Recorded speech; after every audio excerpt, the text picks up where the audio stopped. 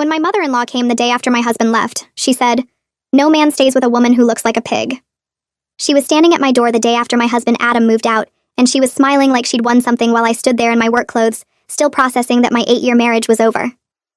"You really thought you could keep him? Looking like that?" "I told him for years he could do better, but he felt sorry for you." The pity finally ran out. She pushed past me into what was still technically my house. "Adam needs his golf clubs. The ones you made him keep in the garage because you said they cluttered the house." A real wife would display her husband's interests proudly. "I'd asked him to keep them in the garage because he had 17 sets and never used them." "Your son left because he said we grew apart. This has nothing to do with golf clubs." She laughed and it was cruel. "Grew apart?" "He left because you're repulsive. You gained 40 pounds since the wedding. You wear the same shapeless clothes every day. You don't even wear makeup anymore. What did you expect?" I'd gained weight because of thyroid cancer treatment, but she knew that and didn't care. "I was fighting cancer." Adam said he understood. She rolled her eyes. "Men say lots of things to avoid drama, but watching you balloon up and lose your hair was disgusting. He'd come to my house and cry about how repulsive you'd become. I told him to leave you then, but he waited until you were healthy so he wouldn't look bad. My husband had held my hand through chemo and told me I was beautiful. He said he loved me no matter what." His mother walked to the kitchen and started opening cabinets. "Love? He loved who you were at 25, slim and eager to please. You're 36 now and look 50. Your skin is loose, your body is ruined. You walk like an old woman. He deserves someone who takes care of themselves." I followed her as she inventoried my kitchen. "Taking care of myself? I had cancer. I survived cancer." She turned on me fast. "You survived, but at what cost? You're damaged goods now. No man wants a woman with medical baggage. Adam's trying to date again, and every woman he meets is younger, prettier, healthier than you. We'd been trying for children for 5 years before my diagnosis. The doctor said I can still have children after treatment." She laughed again. "With what man? You think anyone else will want you? Adam was your only chance, and you ruined it by getting sick and fat and ugly. This is entirely your fault." She pulled out her phone. "Look at the women on dating apps. Size 2s, yoga instructors, no medical issues, no surgical scars, no medication schedules. This is what men want. Adam's already matched with dozens." I looked at the screen. "He made a dating profile already?" She nodded proudly. "I helped him write it. 6'2" successful businessman seeking healthy, attractive woman for fresh start. Hundreds of matches in 2 days. All better than you." She walked upstairs to the bedroom and I followed. "Adam paid for this house with his job. You contributed nothing. Housewives are supposed to at least be attractive. You failed at your only job." I'd worked full-time until cancer. Used my entire savings for treatment when insurance wouldn't cover everything. I paid half of everything until I got sick. She opened my closet and started critiquing my clothes. "These rags? No wonder he left. Sweatpants, t-shirts, not a single dress. You dress like a homeless person." They were comfortable clothes for recovering from surgery. "Where's the lingerie? The pretty things wives wear for their husbands?" She pulled out drawer after drawer. Cotton underwear, sports bras. This is what killed your marriage. This laziness, this letting yourself go. She moved to the bathroom and picked up my medications. 15 pills a day. Who wants to wake up next to a pharmacy? The women Adam's dating take vitamins. That's it. Just vitamins. They're pure, healthy, not walking medical disasters. She threw my medications back on the counter. "Adam's attorney will be in touch about the divorce. He's claiming irreconcilable differences, but we all know the difference is you became disgusting while he stayed perfect." She headed back downstairs. "The golf clubs?" I pointed to the garage. She loaded them into her car, then came back. "Adam wanted me to get his grandmother's ring back. The one he wasted on you. You don't deserve family heirlooms." I wasn't wearing it because my fingers had swelled from medication. "It's in the safe. He knows the code." She pushed past me again to get it. 8 years of his prime wasted on you. He could have had children by now with someone worthy. Instead, he got a barren, sick pig who couldn't even stay thin for him. She took the ring and examined it. "I'll have it cleaned and saved for someone who deserves it. Your diseased hands contaminated it." She walked back to her car. "By the way, Adam's already planning to propose to whoever he dates next. He wants kids immediately. No more wasting time on defective women." She drove away and I stood there shaking. 3 months later, she called me crying. Nothing. The stress of dating was too much. All those women rejecting him once they met in person. He's gained 60 pounds from depression. I still said nothing. He's scared. Alone. The medical bills are enormous. His insurance barely covers anything. I finally spoke. "I'm not helping you." I pressed the red button and dropped my phone on the couch like it burned my hand. My fingers shook so bad I had to sit on them. 3 months of silence, and she called me crying about Adam like I was supposed to care. Like I was supposed to fix the mess he made of his own life. The quiet in my living room felt huge after hearing her voice crack with tears. I'd never hung up on anyone before, not even telemarketers. But something about hearing her beg after everything she said to me made my whole body go tight with anger I didn't know I had left. I picked up my phone again and scrolled through my contacts until I found Isabella's number. We hadn't talked in almost 2 years because Adam always said she was a bad influence. Said she filled my head with feminist nonsense. Said her divorce proved she didn't understand marriage. I pressed call before I could talk myself out of it. She answered on the second ring, and her voice was exactly how I remembered it. When I started explaining about Adam leaving and Heather's visit and the phone call just now, my words came out in a rush that didn't make sense. Isabella didn't interrupt once. She just listened to me talk faster and faster until I ran out of breath. Then she said she was coming over and hung up. 40 minutes later, she was at my door with 2 bottles of wine and a box of tissues. She looked the same, except her hair was shorter and she had new glasses. She hugged me so tight I started crying into her shoulder. We sat on my couch and she opened the wine while I told her everything again, slower this time. About the cancer and the treatment and gaining weight and losing my hair. About Adam holding my hand through chemo while secretly telling his mother I was disgusting. About Heather taking the ring and the golf clubs and saying I was damaged goods. About the dating profile and the hundreds of matches. Isabella's face got harder with every detail, and when I finished, she poured us both more wine. She asked me questions I didn't expect. Did Adam ever defend me to his mother? Did he ever tell Heather to stop criticizing me? Did he ever stand up for me at all? I tried to think of examples but couldn't find any. Isabella said that wasn't love. That a man who loved me would have protected me from his mother's cruelty instead of participating in it. That him crying to Heather about my appearance while pretending to support me was emotional abuse. I'd never thought of it that way before. I always figured he was just close to his family. That his mother's opinion mattered to him. Isabella shook her head and said that was exactly how abuse works. It makes you excuse the inexcusable. We stayed up until 3 in the morning going through my whole marriage year by year. Every time Adam canceled plans with my friends. Every time he made decisions without asking me. Every time he agreed with his mother instead of defending me. Every time he made me feel small. Patterns I'd explained away for 8 years suddenly looked different laid out like that. I barely slept and woke up with a headache from the wine. Isabella had crashed in my guest room and was already awake making coffee when I came downstairs. She said she had a friend who was a divorce lawyer. Someone who specialized in cases like mine where one person got sick and the other one bailed. Someone who would make sure I didn't get screwed in the settlement. I'd been avoiding thinking about lawyers because it made everything feel more real. But watching Isabella pull up her friend's website on her phone made me realize I needed help. The lawyer's name was Gabriella Rader, and her practice focused on medical hardship and financial manipulation in divorces. Isabella texted her right there and got a response in 5 minutes.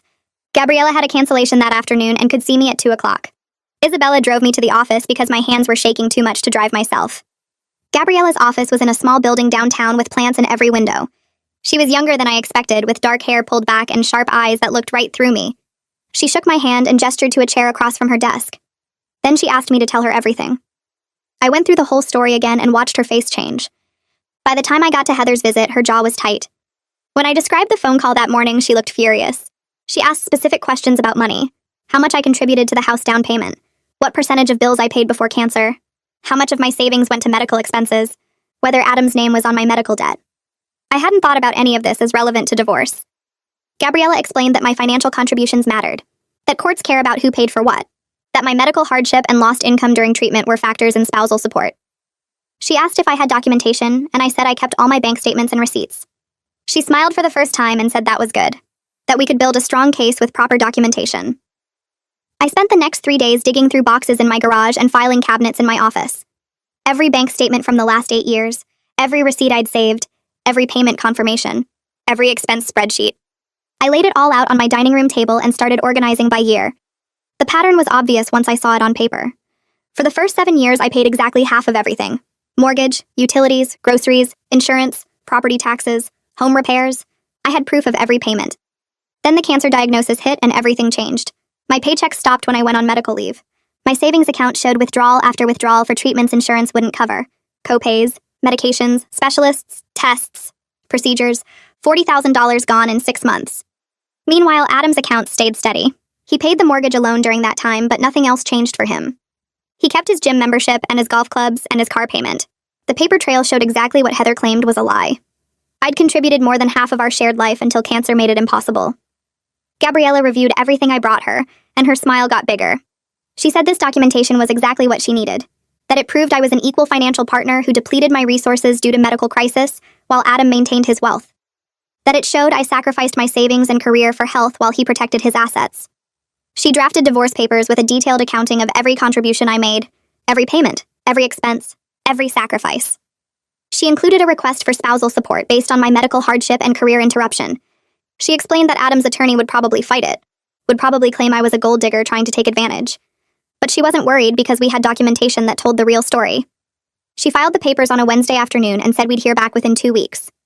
Jeremiah Bender responded in 5 days with a letter that made Gabriella laugh out loud when she read it.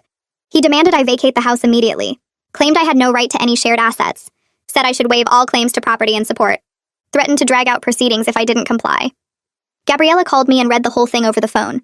Then she explained this was a bullying tactic, that Adam's lawyer was trying to scare me into settling for nothing, that it wouldn't hold up in court because we had proof of my contributions. That judges don't look kindly at attorneys who make unreasonable demands. She said not to worry, that this actually made our case stronger, because it showed Adam was being unreasonable. I felt relieved hearing her confidence even though the letter scared me. My phone buzzed with a text from Megan 2 days later. She said she wanted to talk because she was worried about both of us, that she knew things were messy, but she hoped we could still be friends. I stared at the message for 10 minutes trying to decide if I wanted to respond. Megan had always been kind to me, never cruel like Heather, never judgmental. She sent me care packages during chemo, called to check on me, sent funny cards to make me laugh.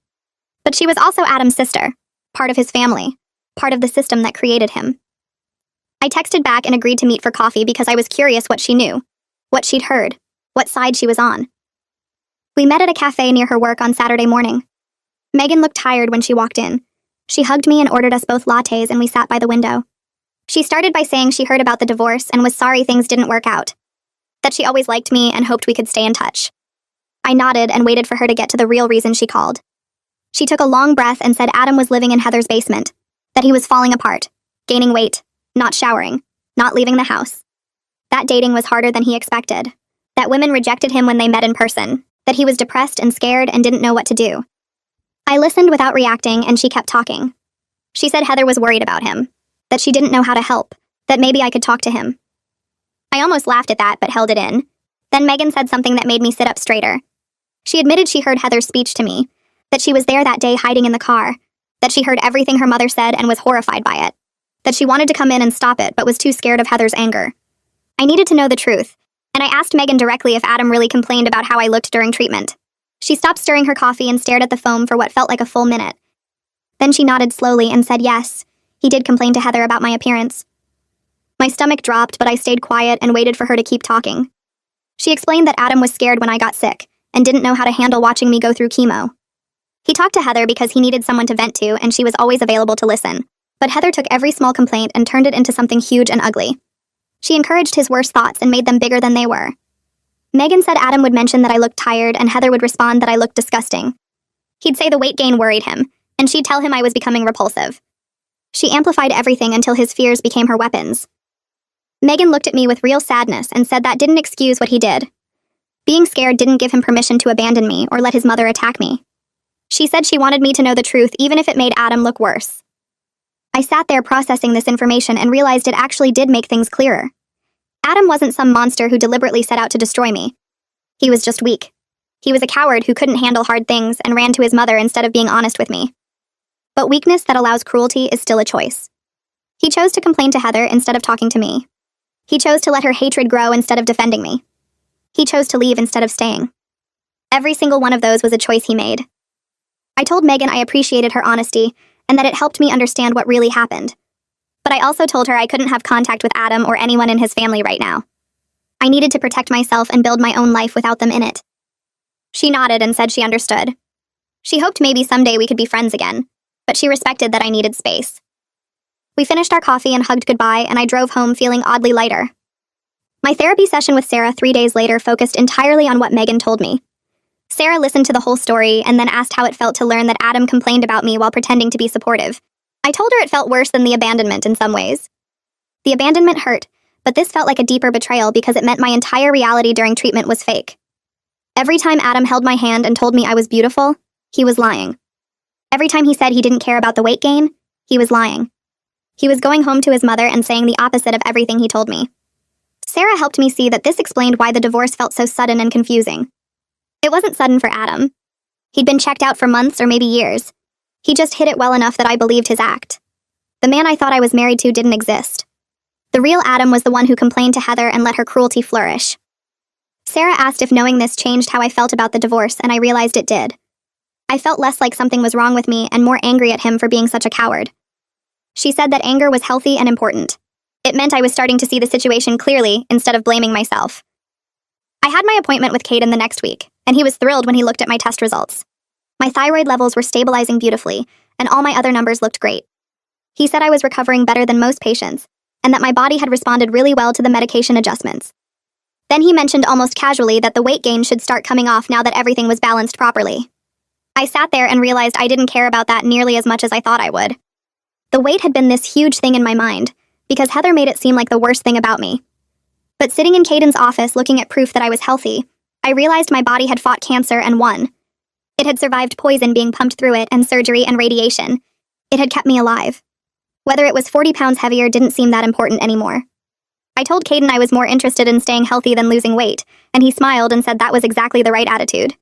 He said too many patients got obsessed with getting back to their pre-cancer weight and missed the point that they were alive. I left his office feeling proud of my body for the first time in years. But then Caden asked if I had any other questions before we wrapped up, and I found myself asking about fertility. I needed to know the truth after everything Heather said about me being barren and damaged. Caden pulled up more test results and told me my fertility prognosis was excellent. The cancer and treatment hadn't affected my reproductive system at all. I could have children whenever I was ready, and there was no medical reason to think I'd have any problems. I started crying right there in his office, and he looked confused and concerned. He asked if I was okay, and I tried to explain through tears that Adam's mother told me I was barren, that no man would want me because I couldn't have kids, that I was damaged goods. Caden's face changed, and he got visibly angry. He said that was medically false and cruel and that he wanted to know who told me that. I explained about Heather and everything she said, and he got even more upset. He told me that kind of misinformation was harmful and dangerous, that I should never have been told those things, that my medical records clearly showed I had every chance of a normal pregnancy. He made me promise I wouldn't believe anything Heather said about my health ever again. I promised and left his office feeling like another weight had lifted off me. Isabella called me that evening and said she wanted me to come to a cancer survivor support group with her. I told her I didn't want to define myself by my illness, and she said it wasn't about defining myself. It was about being around people who understood what I went through. I was resistant because the idea of sitting in a circle talking about cancer sounded depressing. But Isabella kept pushing, and finally I agreed to try one session. She picked me up the following Tuesday, and we drove to the community center where the group met. The room was bright and had comfortable chairs arranged in a circle. There were about 15 people there ranging from their 20s to their 70s. The facilitator welcomed everyone and invited people to share updates. I sat quietly and just listened as people talked about their treatment progress and challenges and victories. 2 women mentioned that their partners had left them during treatment. One woman's husband filed for divorce while she was still in chemo. Another woman's boyfriend moved out 3 weeks after her diagnosis. Hearing their stories made me feel less alone and less ashamed. I wasn't the only person this had happened to. It wasn't because I was uniquely unlovable. Some people just can't handle hard things and they leave. At the end of the session, the facilitator asked if anyone new wanted to introduce themselves.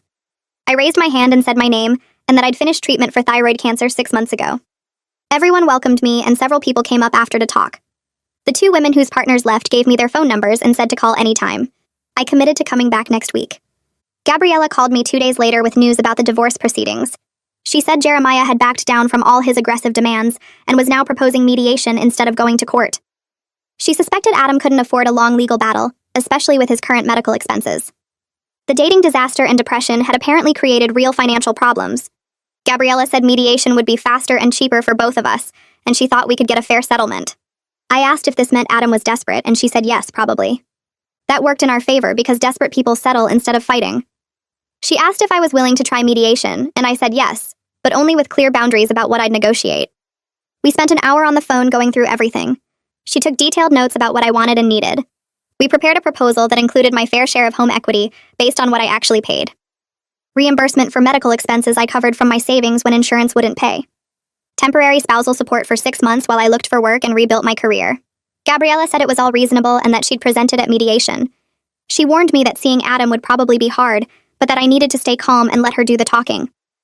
The mediation session was scheduled for the following Thursday at a conference room in a building downtown. I wore a navy dress and did my makeup carefully because I wanted to look strong and healthy.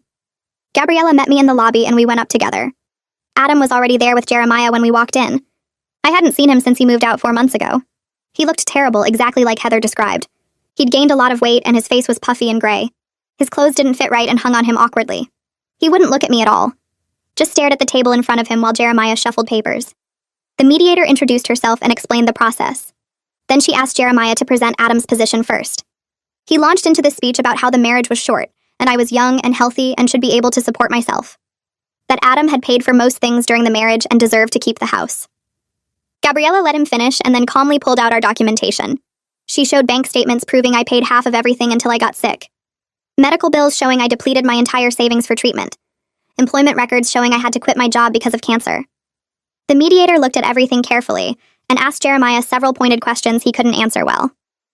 We took a break after an hour and I went to the bathroom. When I came out, Adam was standing in the hallway alone. He tried to walk toward me and I turned and went the opposite direction back to the conference room.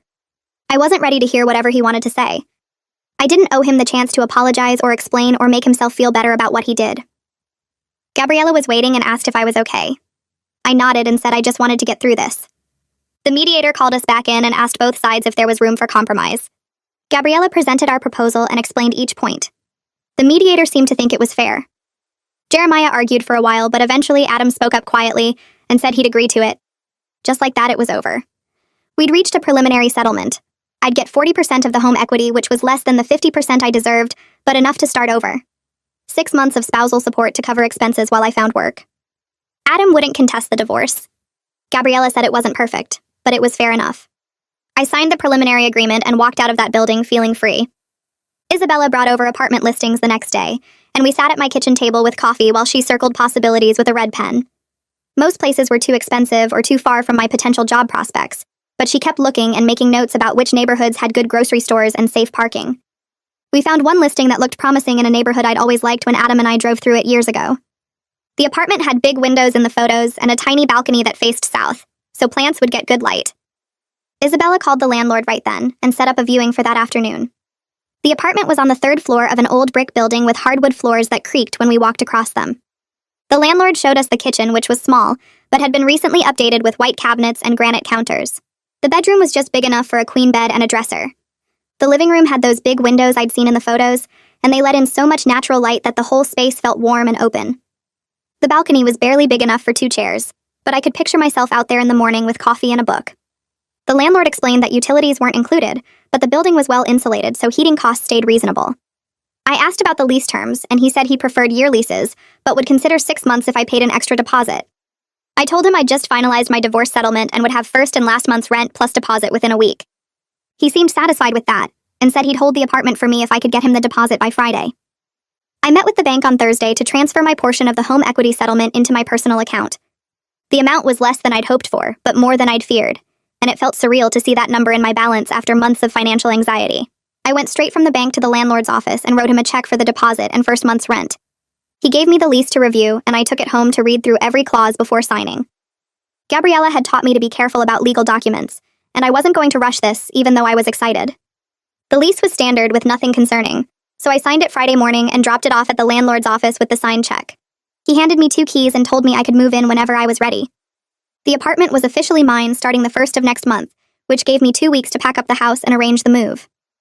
Isabella recruited 3 women from the support group to help with moving day, and we all met at the house early Saturday morning with coffee and boxes. The support group women were named Kendall and Lynn and Rachel, and they'd all been through divorces after medical crises, so they understood why this move mattered. We started in the bedroom packing my clothes and personal items while leaving everything that reminded me of Adam or his family. His mother had been right that I didn't have much in the way of fancy clothes, but I packed my comfortable things and the few nice outfits I'd bought for job interviews.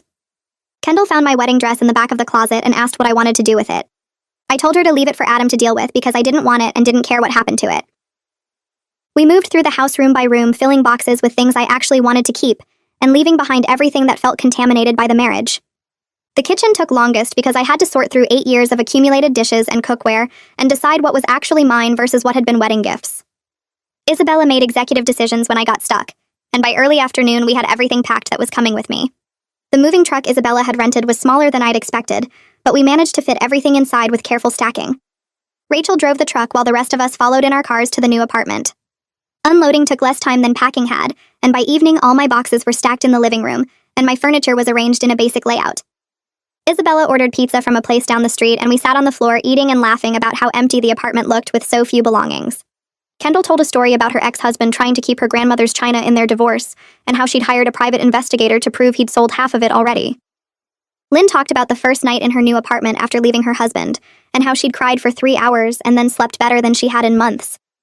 Rachel said the best part of divorce was getting to arrange furniture however she wanted without someone complaining about it. We finished the pizza, and they all hugged me before leaving and told me to call if I needed anything at all. I spent the next 2 weeks slowly unpacking boxes and making the apartment feel like mine. I bought plants for the balcony and arranged them so they'd get the best light. I hung photos of my family and friends on the walls and set up my bedroom exactly how I wanted it. The freedom to make every choice without considering anyone else's opinion felt strange at first, but then deeply satisfying. I could put my coffee maker on the left side of the counter instead of the right. I could hang my towels however I wanted. I could play music at whatever volume made me happy. Every small choice reinforced that this space belonged only to me. Heather called 2 weeks after I moved in, and this time I answered because I was curious what she wanted now. Her voice came through the phone frantic and pleading instead of cruel like it had been during her visit to my house. She started talking immediately without even saying hello about how Adam was getting worse, and she didn't know what to do anymore. He barely left his room at her house. He'd gained more weight. He wasn't showering regularly. She'd tried to get him to see a doctor, but he refused. She'd tried to get him to talk to her, but he wouldn't. She was scared and alone and desperate. I listened without saying anything while she went through her list of concerns and waited for her to get to the point. Finally, she asked directly if I would talk to Adam because he'd mentioned my name, and she thought maybe hearing from me would help him. I asked her why she thought I would help the son she'd told me was disgusted by my appearance, and there was a long silence on the other end of the line. Then she said quietly that she may have exaggerated some things Adam said. I laughed at that massive understatement and told her that Adam's problems were no longer my concern. She started talking faster about how Adam was really struggling, and how divorce was hard on everyone, and how maybe we could work things out if we just talked. I interrupted her and said I wasn't interested in working anything out, and that Adam needed to deal with his problems through therapy, not through me. Heather's voice changed then from pleading to angry, and she accused me of being vindictive and cruel for refusing to help Adam in his time of need. I reminded her of every vicious thing she'd said to me during her visit to my house. I asked her how she expected me to react to being called repulsive and disgusting and damaged goods. I asked her if she really thought I would help the man who abandoned me after cancer treatment, or the mother-in-law who blamed me for getting sick. She tried to interrupt, but I kept talking and told her that she'd made her position very clear about what she thought of me, and that I had no obligation to help either of them now. I told Heather that I didn't cause Adam's current situation, and that his struggles with dating and depression and weight gain were consequences of his own choices, not my revenge.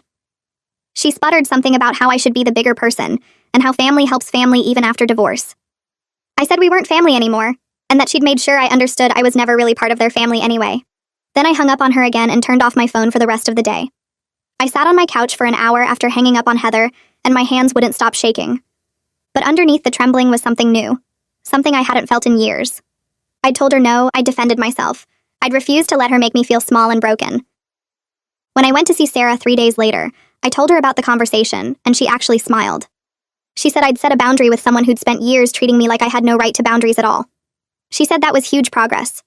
I told her it felt scary and good at the same time, like I'd jumped off something high and landed safely.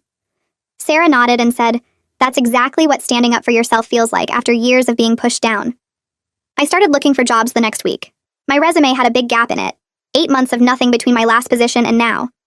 I thought about lying or making up something vague, but then I remembered Sarah saying that my cancer wasn't something to hide or be ashamed of. So I wrote honest cover letters. I explained that I'd taken time off for cancer treatment and recovery.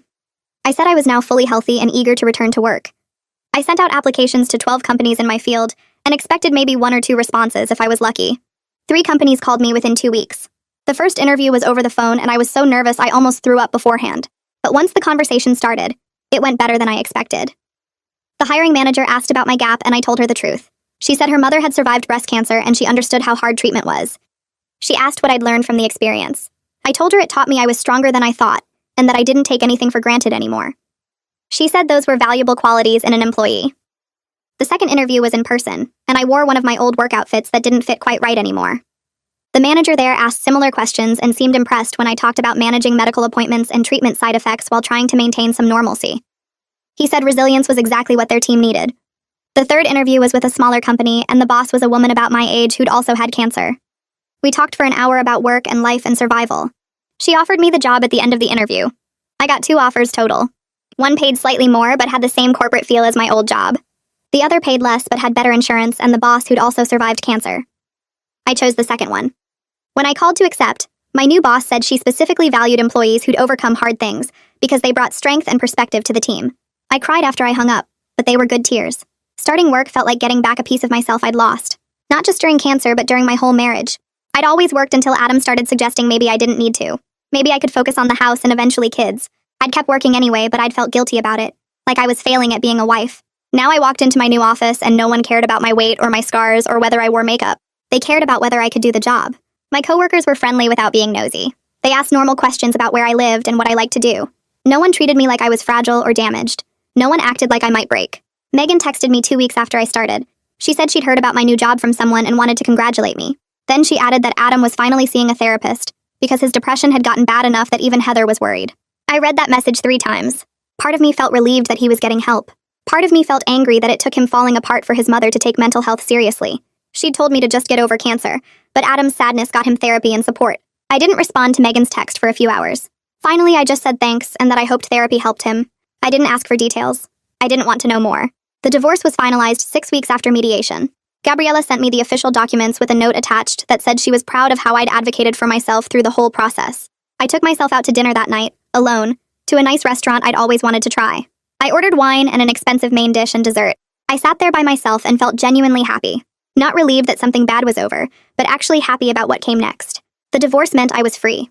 Free from Adam's weakness and Heather's cruelty and the constant feeling that I wasn't enough. At my support group meeting the following week, I shared that I was officially divorced and starting a new job. Everyone clapped. One woman whose husband had left during her chemo came up to me afterward. She said I was inspiring her to finally file for divorce too. She'd been scared to do it alone. Scared no one would want her after cancer. Scared she couldn't support herself. But seeing me do it made her think maybe she could too.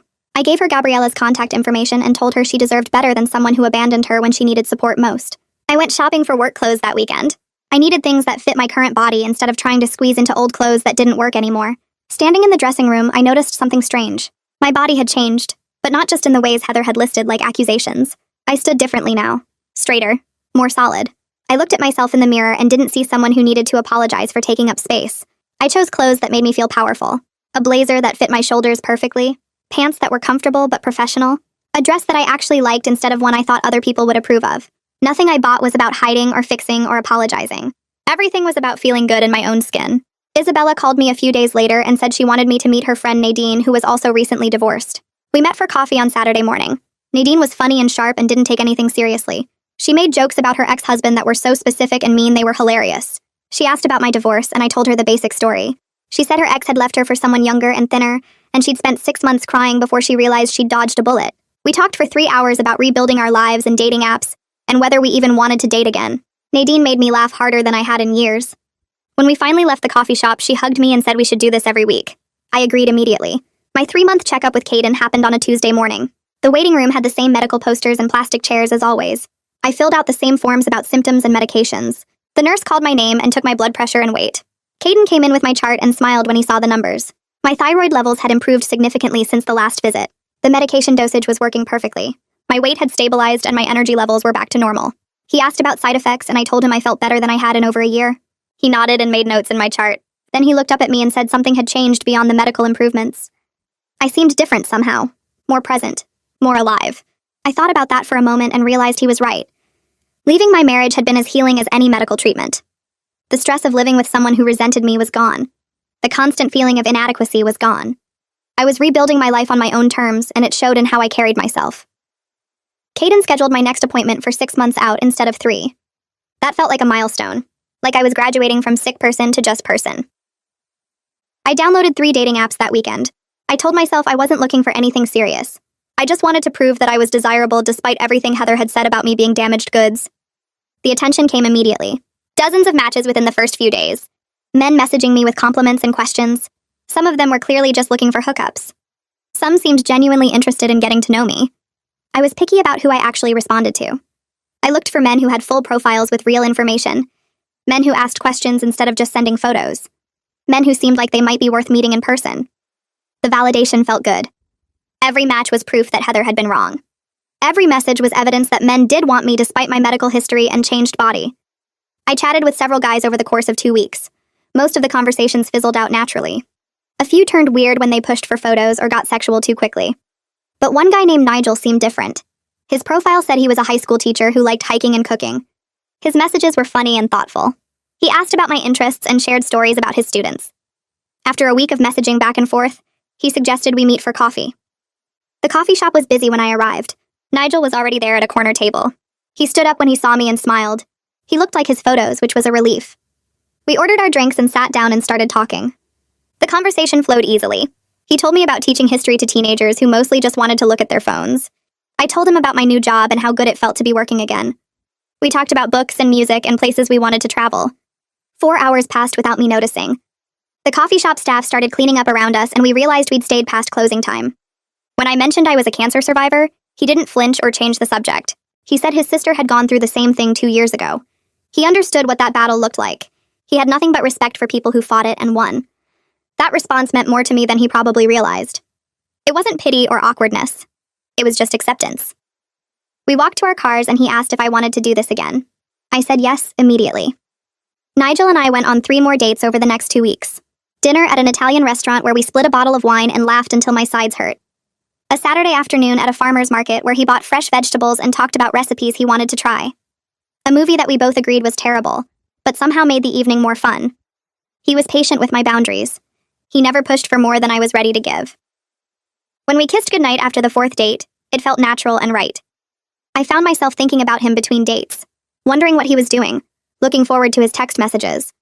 I was cautiously optimistic about where this might go. It had been so long since I felt excited about someone. So long since I felt like myself in a relationship instead of constantly trying to be what someone else wanted. Heather called 3 months after the divorce was finalized. I almost didn't answer when I saw her name on my screen. But something made me pick up.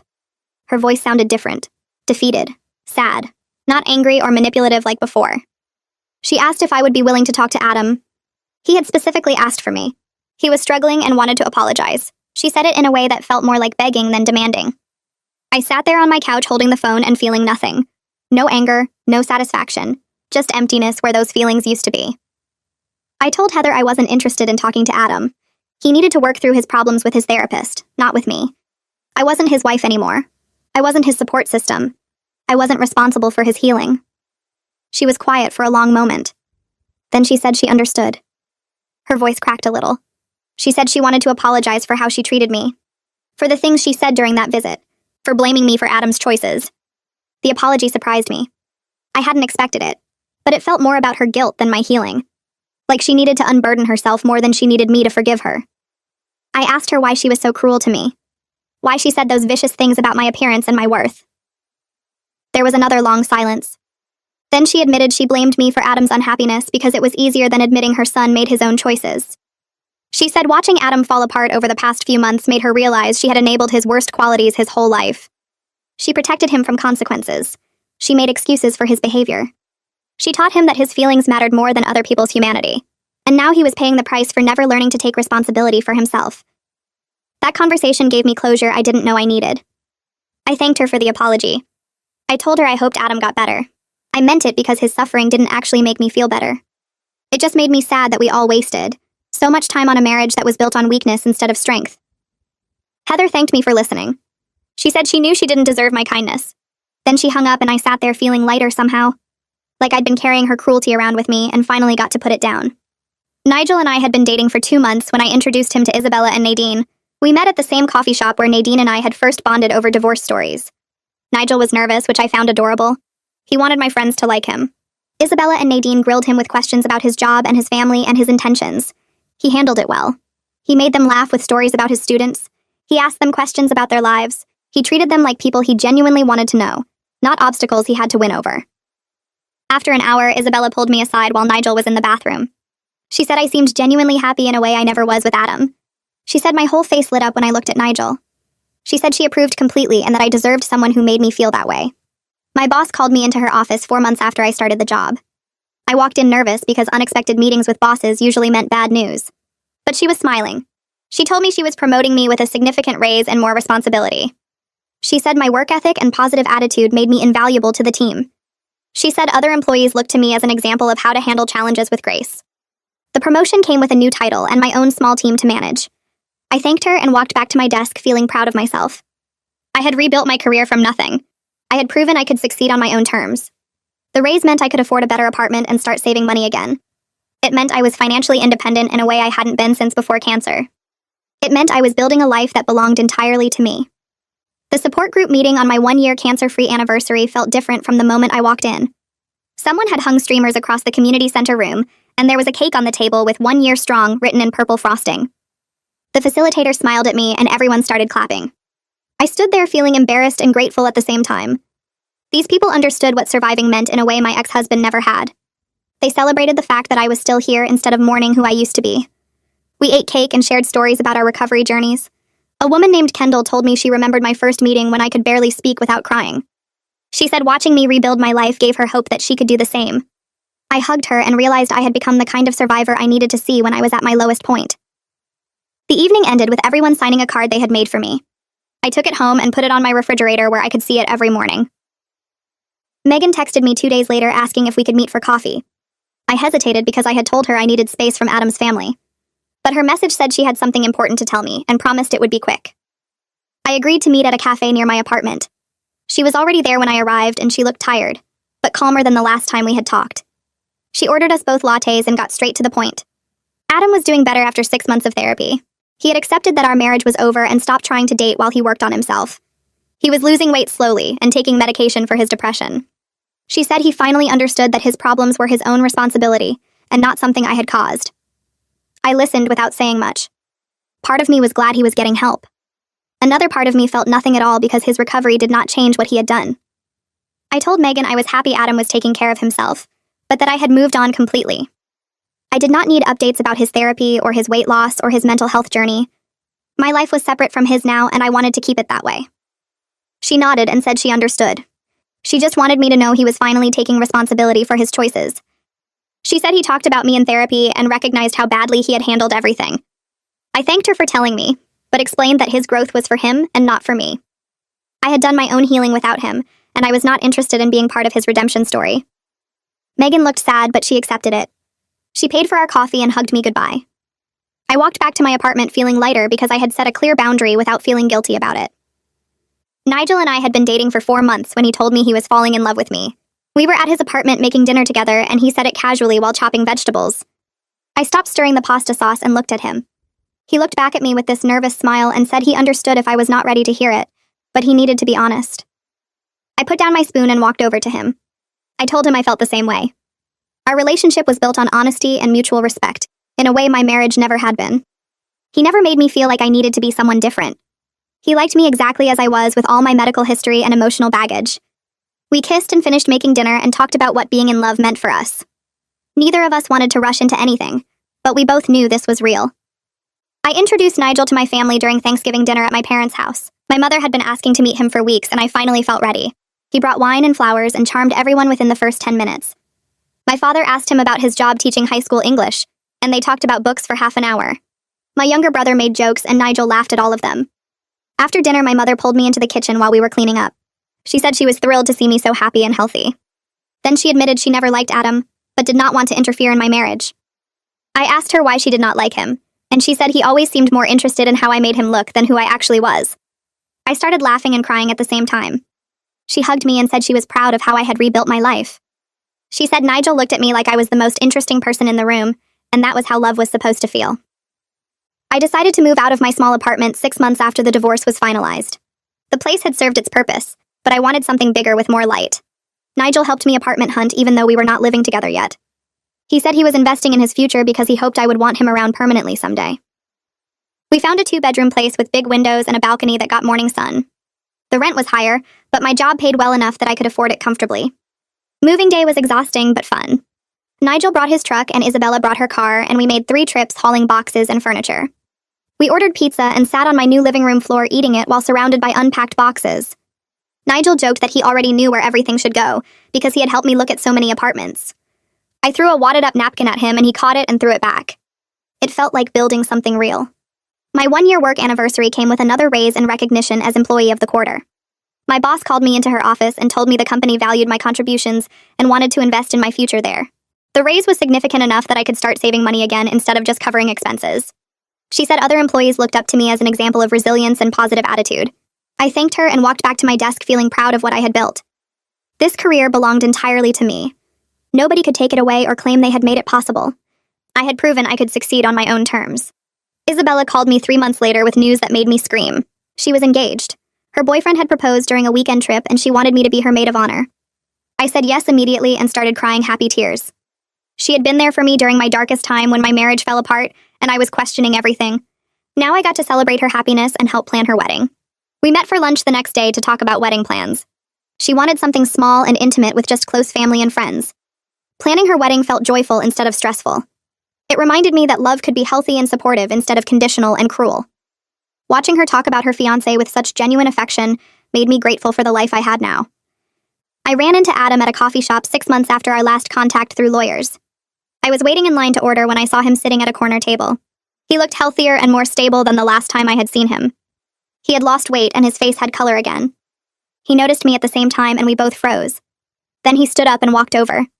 He asked if we could talk for a minute. I agreed even though my heart was racing.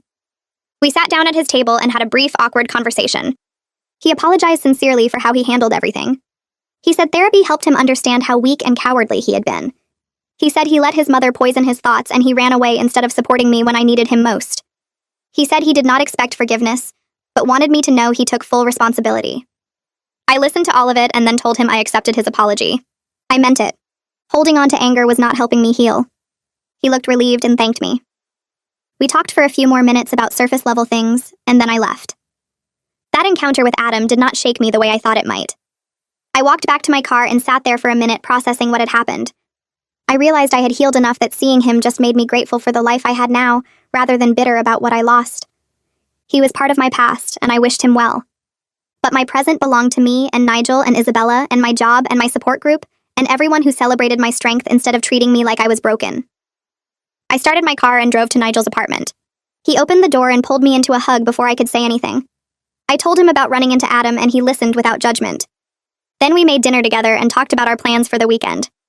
This was what love was supposed to feel like. Nigel planned the whole weekend without telling me where we were going. He picked me up Friday after work with an overnight bag already packed and drove us 2 hours north to a small cabin near a lake. The place had big windows facing the water and a fireplace that he got going while I unpacked. We made dinner together in the tiny kitchen and ate on the deck watching the sun set over the water. The next morning, we hiked around the lake and stopped at a clearing where you could see for miles. He took my hand and told me he wanted to build a future with me. He said he knew we'd only been together a year, but he'd never been more sure of anything. I told him I felt the same way and meant it. 6 months ago, I wouldn't have been ready for that conversation, but now I was. We spent the rest of the weekend talking about what we wanted and making plans that felt real instead of scary. The cancer survivor group asked me to speak at their annual event 3 weeks later. I almost said no because talking in front of 100 people about my divorce felt too personal. But the facilitator said my story about rebuilding after treatment and marriage ending at the same time would help people who felt alone in similar situations. I wrote notes, but ended up mostly just talking from memory about everything that happened.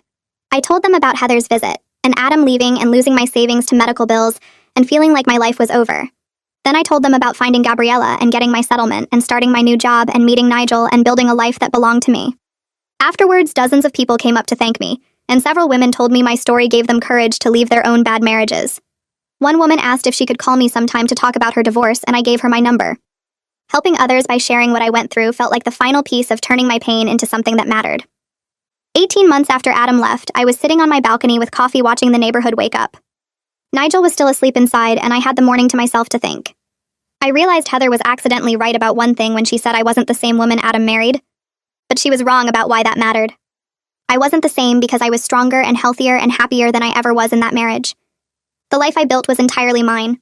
My job, my apartment, my relationship with Nigel, my friendships, my support group, everything came from my own choices and hard work. Nobody could take that away from me or make me feel small about it. Adam got what he deserved and I got what I earned. That was the difference between us.